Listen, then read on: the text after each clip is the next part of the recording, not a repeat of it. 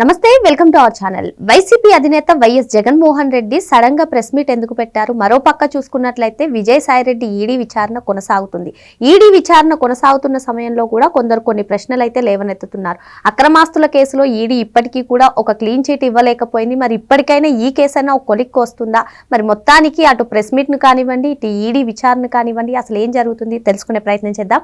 దీన్ని విశ్లేషించడానికి మనతో పాటుగా ఉన్నారు ఏపీ కమ్మ కార్పొరేషన్ డైరెక్టర్ అడిసిమెల్లి శ్రీనివాస్ గారు. నమస్తే సార్. నమస్కారం అండి. జగన్మోహన్ రెడ్డి పెట్టినటువంటి ప్రెస్ మీట్ పైన చాలా మంది కొన్ని డౌట్స్ రేజ్ చేస్తున్నారు సార్. అంటే ఇటు ఈడీ విచారణ చేస్తుంది విజయసాయి రెడ్డిని, దాన్ని డైవర్ట్ చేయడానికే ఈ ప్రెస్ మీట్ పెట్టారని కొందరు అంటున్నారు. దీనిపైన మీ అభిప్రాయం ఏంటి? ఇప్పుడు ఎన్ఫోర్స్మెంట్ డైరెక్టరేట్ అనేటువంటిది ఆర్థిక నేరాలు, మనీ లాండరింగ్ ఇలాంటి వాటి మీద పూర్తిగా ఫోకస్ పెట్టి వాళ్ళన్ని దర్యాప్తు చేసి వెలికి తీసి వాళ్ళందరినీ శిక్షించడానికి ఉన్న వ్యవస్థ. అయితే ఈ దేశంలో సిబిఐ లాంటి అత్యున్నత దర్యాప్తు సంస్థలు ఉన్నాయి. ఈ ఐటీ కానీ ఏదైనా కానీ వాటిలన్నిటిని మించి ఈడీ పనిచేస్తూ ఉంటుంది. ఈడీ చేతిలో పడితే, వాళ్ళ దృష్టిలో పడితే వాళ్ళు పని అయిపోద్దురా బాబు అనుకుంటారు. ఎందుకంటే తప్పించుకోలేరు, లింక్లో పడిపోద్ది అనమాట. వాళ్ళు ఎంతటి వారినైనా సరే అరెస్ట్ చేస్తారు, నెలల తరబడి జైల్లో మగ్గబెడతారు. కానీ లాజికల్ కంక్లూజన్కి మాత్రం రావట్లేదు. ఇటీవల కాలంలో 10-15 ఏళ్ళ నుంచి చూస్తుంటే జగన్మోహన్ రెడ్డి కేసు ఉదాహరణ. అతని కేసులో ఈడీ జప్తు చేసిన ఆస్తులు 43,000 కోట్లు జప్తు చేసింది. సాక్షి టీవీ పత్రికను కూడా వాళ్ళు బంద్ చేయడానికి చూస్తే మానవతా దృష్టితో అందులో పనిచేసే ఎంప్లాయీస్ గురించి దాన్ని విడిచిపెట్టారు. ఇలాంటి పరిస్థితుల్లో జగన్మోహన్ రెడ్డి 13 ఏళ్ళ నుంచి బెయిల్ మీద ఉన్నాడు. అతను విచారణకు రాలేదు. ఇంకా ఎప్పటికప్పుడు డిశ్చార్జ్ పిటిషన్స్ వేసుకుంటా దాన్ని ఎలా కాలక్షేపం చేస్తా కాలయాపన చేస్తూ ఉన్నారు. దీన్ని మామూలుగా అయితే సిబిఐ కానీ ఈడీ కానీ ఇక చాలు ఆపు అని చెప్పి వాళ్ళు ముందుకెళ్ళాలి. దురదృష్టం ఏంటంటే న్యాయస్థానాల్లో సిబిఐ కోర్టు వాటిల్లో న్యాయమూర్తులు చివరి వరకు విన్న తర్వాత ఆయన ట్రాన్స్ఫర్ అన్న అవుతుంది, లేదా ఆయన రిటైర్ అయిన అవుతున్నారు, కొత్త వాళ్ళు వస్తున్నారు, మళ్ళీ మొదటి నుంచి మొదలవుతుంది. ఇది ఆయనకి అడ్వాంటేజ్గా మారింది. ఇది ఒక వెసులుబాటు కింద ఉంది. ఒక ఆయన జడ్జి గారు వీరికి లాస్ట్ కదా దీనికి చెప్పి వెళ్ళిపోండి అంటే వచ్చే ఆయన పెడతాడు, అది నాకు ఒంట్లో బాగోలేదని వెళ్ళిపోయాడు. ఆయన మన ట్రాన్స్ఫర్ అయిపోయాడు. ఇలాంటివి జరుగుతున్నాయి. ఇవన్నీ చూసిన తర్వాత చాలామందికి నిరాశ నిస్పృహ కలుగుతుంది. ఈ కేసులు తేలో ఈ దేశంలో చట్టం కొంతమందికి చుట్టం, చాలా పేదవాడికి మధ్యతరగతికి మాత్రమే ఈ చట్టాలు అమలవుతాయి, రాజ్యాంగం అమలవుద్ది. జగన్మోహన్ రెడ్డి లాంటి నొటోరియస్ కరుడుగట్టిన నేరస్తులకి కనీసం వాళ్ళు తాకను కూడా తాకలేరు అనేటువంటిది ఆ అభిప్రాయానికి వచ్చారు జనం. చూడండి, గాలి జనార్దన్ రెడ్డి అతను కోర్టులో శిక్ష పడిపోయిన తర్వాత కూడా టకాలమన శిక్ష ఆ కోర్టు కొట్టుపడేసి ఇంకొక మళ్ళీ విచారణగా ఇలాంటివి చూసిన తర్వాత ప్రజలకు నమ్మకం పోద్ది వ్యవస్థల మీద. నిజమై ఉండొచ్చు, వాళ్ళు చెప్పింది కరెక్ట్ అయి ఉండొచ్చు, అయినా సరే ప్రజల్లో వాళ్ళు దొంగోళ్ళని స్పష్టంగా తెలుస్తూ ఉంటుంది. ముంజేతి కంకణానికి అర్థం అవసరం లేదు కదా. వాళ్ళు దొంగోళ్ళు దోపిడీ చేసాడు, అక్కడ ఐరన్ ఓర్ అంతా కూడా కొల్లగొట్టేయాడు అతను, ఓబులాపురం గనులు, అతను వ్యవహారం అందరికీ తెలుసు. అయినా సరే అతను శిక్ష తప్పించుకున్నాడంటే మళ్ళీ అతను అప్పీల్ పెట్టుకుని ఒక కోర్టు ఇచ్చి వేసిన శిక్షను ఇంకో కోర్టు రద్దు చేసింది. జగన్మోహన్ రెడ్డి కన్నా సరే అంతే. ఇప్పుడు రేపు పొద్దున ఇక్కడ శిక్ష పడింది అనుకోండి, ఇప్పుడు ఈ విచారణ శరవేగంగా సాగిపోయి తర్వాత మళ్ళీ అప్పీల్ చేసుకుంటాడు, మళ్ళీ అది కొన్నాళ్ళు ఈలోగా జీవితం అయిపోద్ది. అందుకనే వాళ్ళ దగ్గర నేను మొదటి నుంచి చెప్పేది ఏంటంటే శిక్షాస్మృతి ఈ దర్యాప్తు సంస్థలు మొట్టమొదటిగా చేయాల్సిన పని ఏంటంటే ఒక నేరస్తుడు ప్రాథమిక ఆధారాలు దొరికిన తర్వాత, సాక్ష్యాధారాలు ఉన్న తర్వాత అతను మొత్తం ఆస్తులు జప్తు చేయాలి. ఈ అవినీతికి సంబంధించి వాళ్ళ బ్యాంక్ అకౌంట్లు సీజ్ చేయాలి. సీజ్ చేసి అలా మురగబెట్టకూడదు, ప్రభుత్వ ఖజానాకి జమ చేయాలి. వాళ్ళకి కట్టుకోవడానికి బట్టలు, అంటే ఈ జప్తు చేసినప్పుడు ఏం చేస్తారంటే ఎవరన్నా ఆస్తులు జప్తు చేసి హ్యాండ్ ఓవర్ చేసుకున్నప్పుడు ఇంట్లో మహిళ ఉన్నారనుకో, వాళ్ళు ఒంటి మీద ఉన్న వస్తువులతో వెళ్ళనిస్తారు, మొత్తం తీసి అక్కడ పెట్టుకున్నారు. ఆడవాళ్ళ పట్ల వాళ్ళకి అవసరమైన సామాన్లు తీసుకోమని అప్పుడు జప్తు చేస్తారు. అలాగా వాళ్ళకి దైనందిన జీవితంలో నిత్యావసరంగా ఉండే కొన్ని వస్తువులు దుస్తులు ఇలాంటివి తప్ప మిగతా అన్నీ కూడా సీజ్ చేసేసి దాని అంతనే నగదుని ఆస్తుల్ని కంప్లీట్గా ప్రభుత్వానికి ఖజానాకి హ్యాండ్ ఓవర్ చేశారు. భూములన్నీ ప్రభుత్వ భూములుగా మార్చేయాలి. ఒకవేళ అతను నిర్దోషం నిరూపించబడ్డానికి ఎంతసేపు ప్రభుత్వం తీసుకోవయ్యాని ఇచ్చేయచ్చు, అంతే కదా. ఇది ఎందుకు చేయట్లేదు? అలా చెయ్యకపోబట్టే ఈ నేరస్తులు ఏం చేస్తున్నారంటే మెల్లగా సాగనెత్తున్నారు. అదే అన్నీ తీసుకున్నారనుకోండి, వాటి కోసమైనా బాబు నేను నిర్దోషిని నిరూపించుకోవడానికి ప్రయత్నం చేస్తాడు, విచారణ వేగవంతం అవుద్ది, విచారణ సహకరిస్తాడు, కోర్టుకు హాజరవుతాడు అప్పుడు నిజంగా నిర్దోషి అయితే. ఇప్పుడు వీళ్ళు ఖచ్చితంగా దోషులని అర్థమవుతుంది. ఎందుకంటే విచారణకే హాజరవట్లా, విచారణ సాగకుండా చూసుకుంటారంటే విచారణ సాగి అయితే దోషిగా నిరూపించబడతాడు. అదే జరగకుండా ఉంటే అలాగే కాలక్షేపం చేయొచ్చు, ముఖ్యమంత్రులు అయిపోవచ్చు, పాదయాత్రలు చేసేయచ్చు, జనాల మీద పడి నోటుకొచ్చినట్టు మాట్లాడవచ్చు. ఆ వెసులుబాటుని కత్తిరించాలి. ఇది మీరు నేను అనుకుంటే జరగదు. మొత్తం భారత పార్లమెంట్ చట్టం చేయాల్సిన అవసరం ఉంది, లేదా పరిమితంగా రాష్ట్ర అసెంబ్లీలో కూడా దాన్ని చట్టం చేయొచ్చు. ఇది చేసిన రోజుని ఇప్పుడు అవినీతిపరుడు ఉంటాడో ఒక అతను ఏసీబీ వాళ్ళు దాడి చేస్తారు, డబ్బులు పట్టుకెళ్ళిపోతారు. ఆ తర్వాత అది ఏమైందో తెలియదు మనకి, ఎంతకంత తీసేసుకునడానికే ఆ కేసు ఏమైంది సస్పెండ్ చేస్తారు ఆ ఉద్యోగిని. కొన్నాళ్ళు పోయిన తర్వాత ఎవరికి ఇవ్వాల్సిన పొట్లాలు ఇచ్చేసి ఆడ ఆస్తిలో అన్ని కేసులు తీయించేసుకుంటున్నాడు. ఇది ఆగాలి.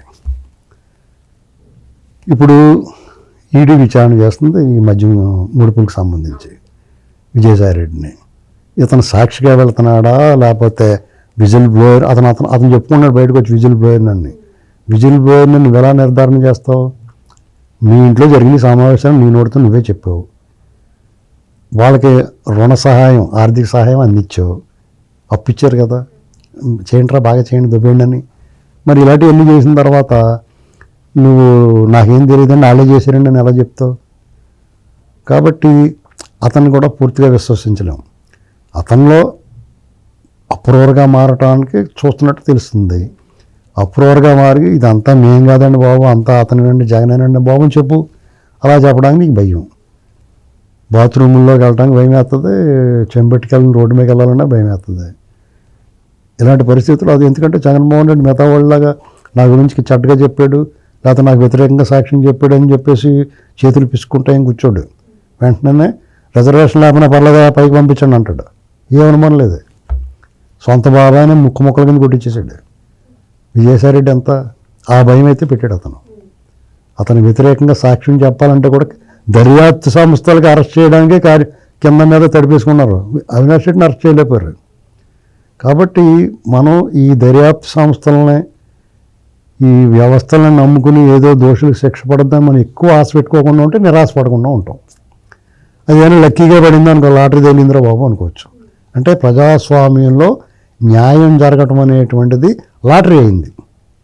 మనం సాధించిన ప్రగతి 75 సంవత్సరాల్లో మనం సాధించిన ప్రగతి ఏంటంటే దొంగోళ్ళని పట్టుకొని దొంగోడిని అంటానికి భయపడాల్సి వస్తుంది, దొంగోడిని పట్టుకోవడానికి శిక్షించడానికి అపసపాలు పడాల్సి వస్తుంది.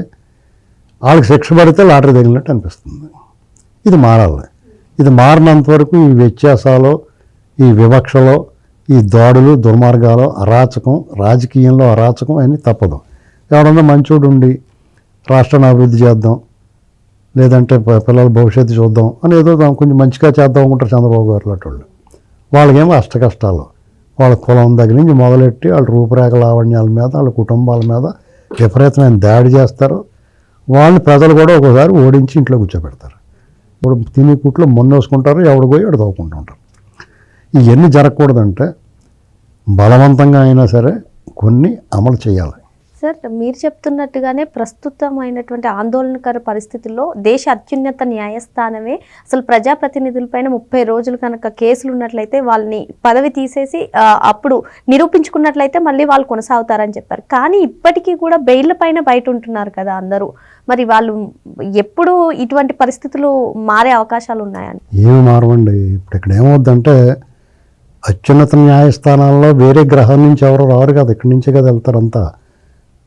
వాళ్ళంతా కూడా మన ప్రజల్లో ఒక భాగమే కదా. వాళ్ళకి రాగద్వేషాలు ఉంటాయి, ప్రాంతీయ అభిమానం అన్నీ ఉంటాయి. ఈ మధ్యకాలంలో ఎక్కువైపోయినాయి. న్యాయస్థానాలు కాదు, అన్ని వ్యవస్థలు, రాజకీయం, అన్ని సిస్టమ్స్ పాడిపోయి చెడిపోయి పురుగు పట్టడానికి సిద్ధంగా ఉన్నాయి. ఎందుకంటే ఈ దేశంలో చట్టం కానీ, న్యాయం కానీ, రాజ్యాంగం కానీ అమలు అవుతున్నది, అమలు చేసుకుంటుంది, పాటిస్తున్నది, సంప్రదాయాలను పాటిస్తున్నది మధ్యతరగతి, దిగువ మధ్యతరగతి మాత్రమే.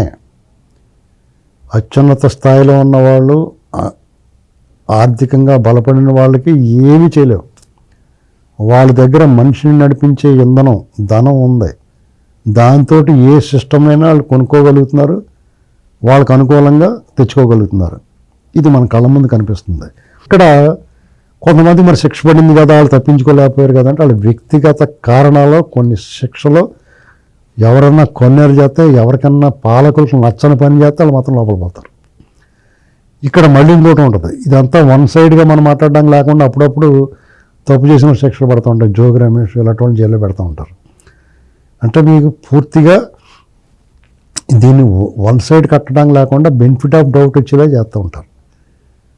ఇప్పుడు సపోజు చెవిరెడ్డి భాస్కర్ రెడ్డి నుండి మద్యం ముడుపుల్లో అతను బయటికి రావట్లేదు, బెయిల్ రావట్లేదు, బాగా పని చేస్తున్నాయి కదా అనుకుంటాం.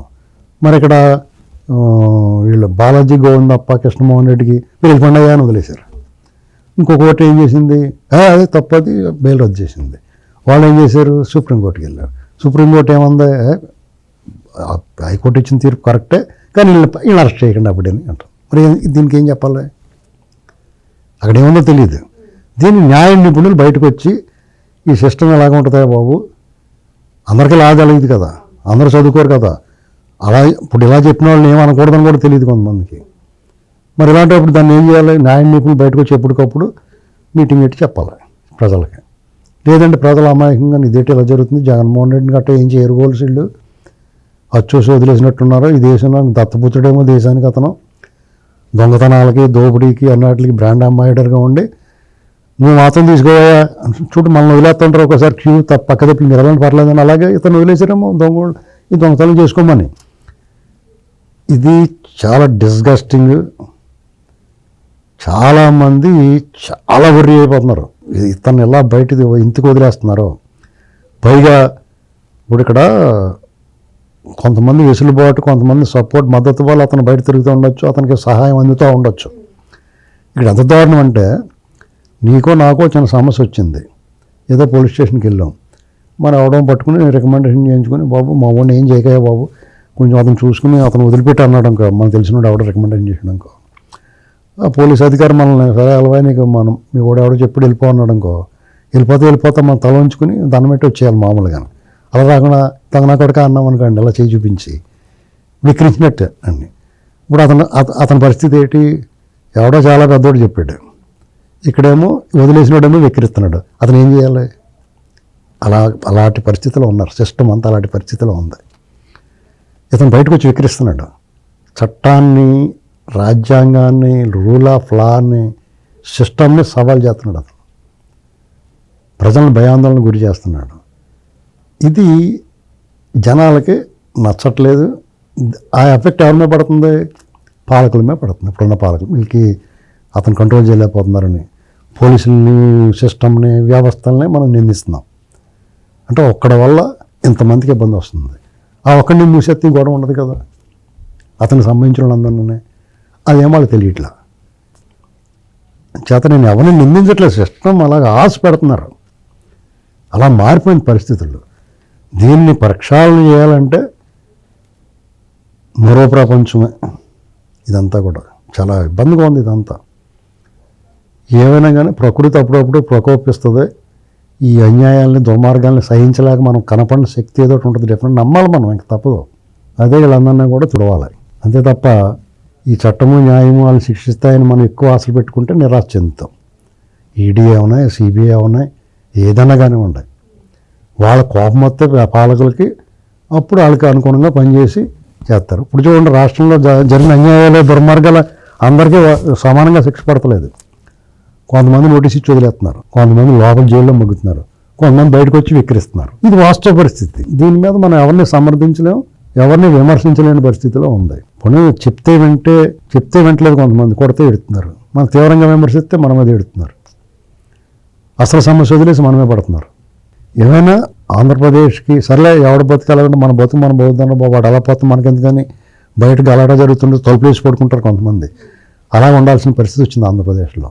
అలా ఉన్నామన్నా ఉన్నట్లు తలుపు కొట్టి మళ్ళీ తిడుతున్నారు వచ్చి ఏంటండి. కాబట్టి ఇది ఏదన్నా ఫైనల్గా మనం ప్రకృతికి అప్పచెప్పాలి. ఆ మధ్యకాలంలో ఒకసారి ప్రకృతి తన పని తను చేసింది, అలాంటి పనులు చేయాలంతే, మనకి తప్పదు ఏదో రూపంలో. మరో అంశంతో మళ్ళీ కలుద్దాం. Thank you sir.